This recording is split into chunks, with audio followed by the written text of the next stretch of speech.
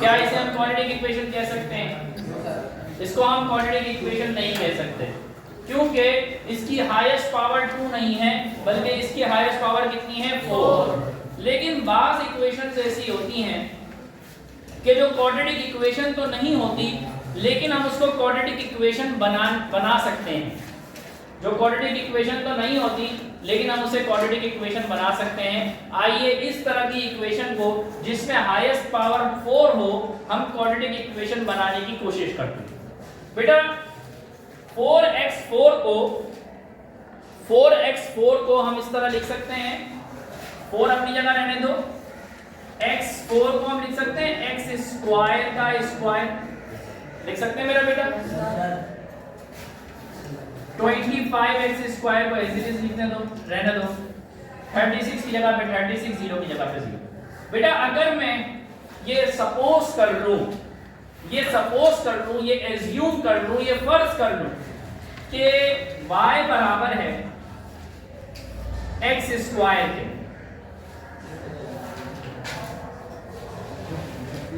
ये सपोज कर लूं कि y बराबर है x स्क्वायर के, तो जहां जहां मेरी इक्वेशन में x स्क्वायर नजर आएगा मैं वहां y लिख सकता हूं।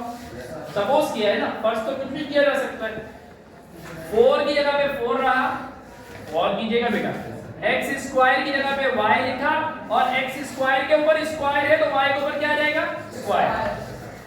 ये स्टेप समझ में आया? पहले x4 को x स्क्वायर का स्क्वायर लिख दिया, क्योंकि 2 टू द 4 होता है।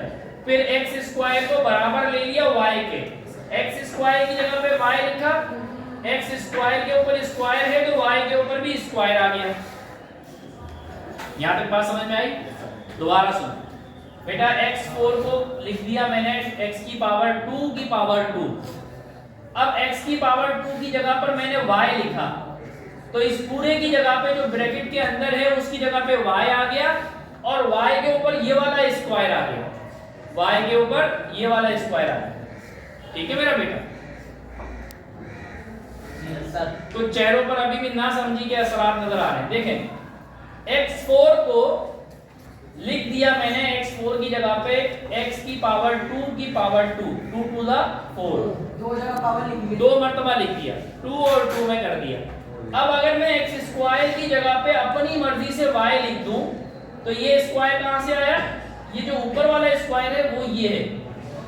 तो सर x मतलब x की जगह, x स्क्वायर की जगह पे मैंने y लिख दिया, ठीक है।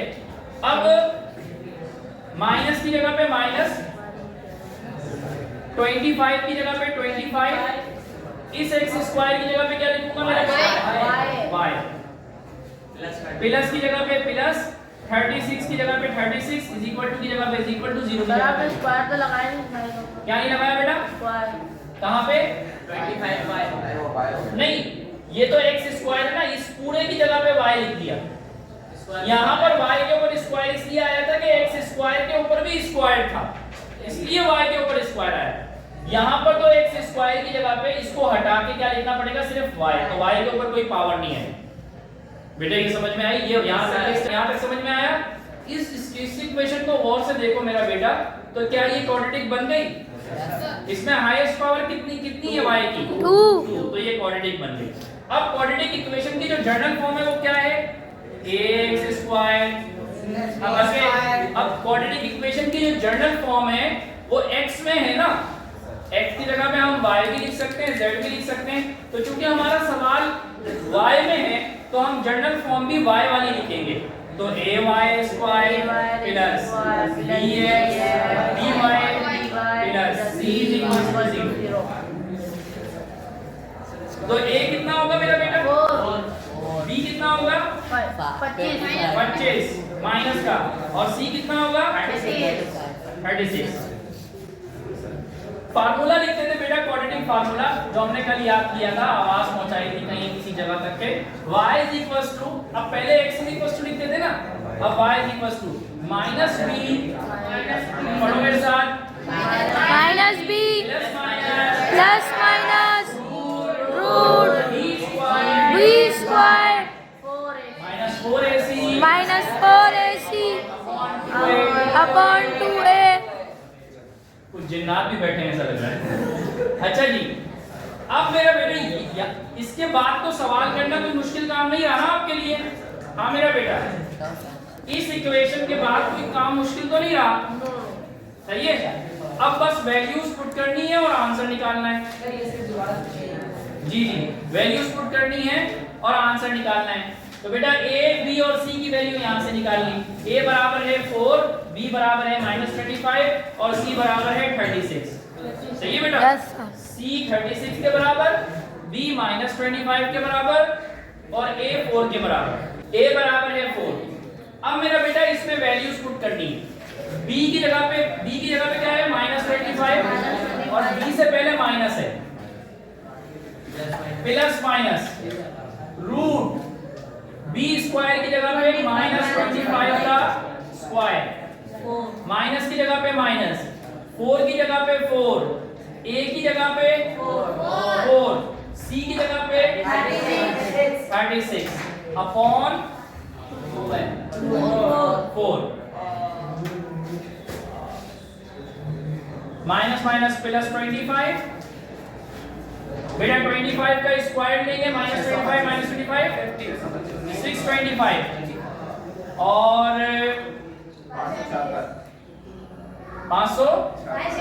576। भाई गलत नहीं बताना। 2 4 8, 25 प्लस माइनस रूट में क्या आ जाएगा बेटा? 625 में से 576 माइनस करो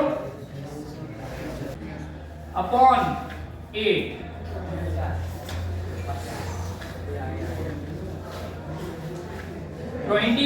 प्लस माइनस रूट 49 का आंसर 7। हाँ मेरा बेटा, अब आइदर और करना पड़ेगा ना मेरा बेटा? Yes, sir. हाँ जी बेटा, आपके पास कैलकुलेटर है ना? 49 का रूट निकाले 7 होता है। और ये तो याद होने चाहिए, कुछ रूट तो याद होने चाहिए, कम से कम 20 तक के याद होने चाहिए, वरना कम से कम 10 तक तो याद होने चाहिए, 10-12 तक के। सही है बेटा?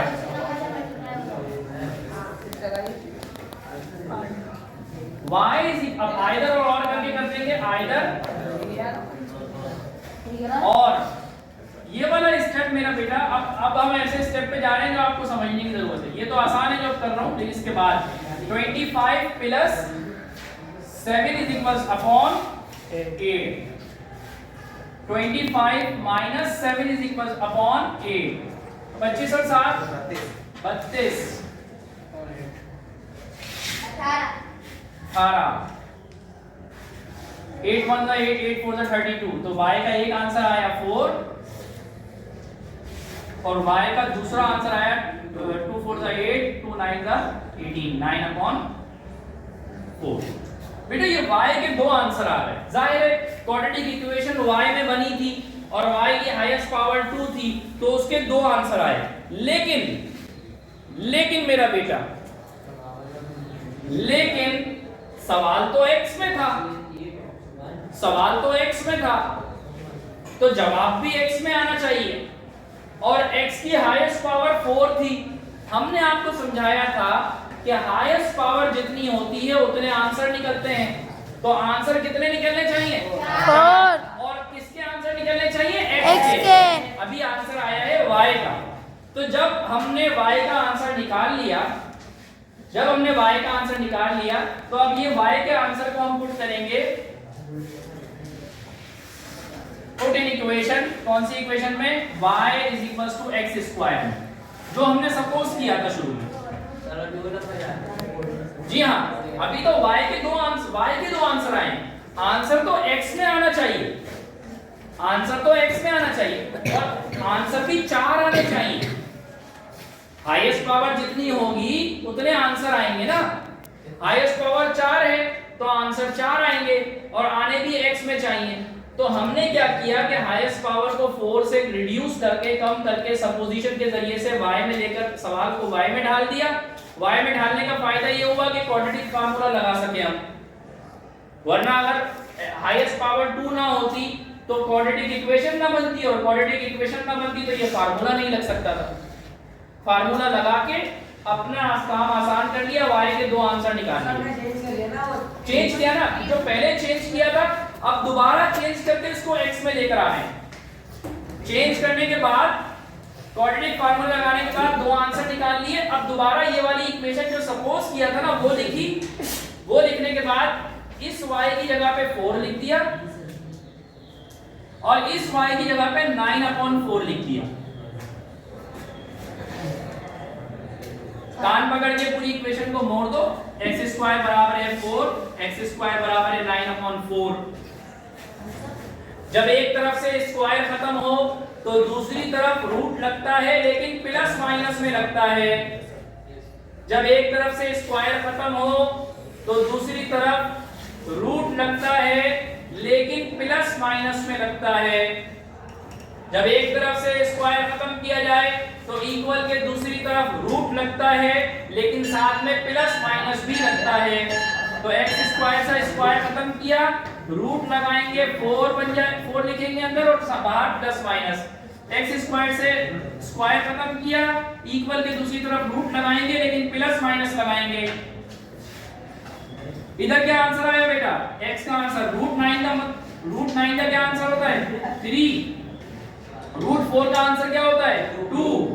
तो x के दो आंसर आए, एक +3/2 और एक -3/2। x √4 का आंसर 2 और बाहर प्लस माइनस, तो x के दो आंसर आए, एक +2 और एक -2। तो x के कितने आंसर आ गए बेटा? 4 आंसर। सॉल्यूशन सेट, एक मिनट, सॉल्यूशन सेट लिखेंगे मेरा बेटा +-2, +-3/2। दो ये आंसर हो गए, दो ये आंसर हो गए। जी क्या पूछ रहे थे बेटा? दो x के आंसर आ गए, दो y के। इस तरह x के 4 आंसर आ गए। तो आपको अगर x की पावर 4 लिखी हुई हो, x की पावर 4 लिखी हुई हो और लिखा हुआ हो कि भाई इसको सॉल्व करें, तो जहन क्वाड्रेटिक इक्वेशन की तरफ बनाने की तरफ जाना पड़ेगा। चले बेटा लिख लें।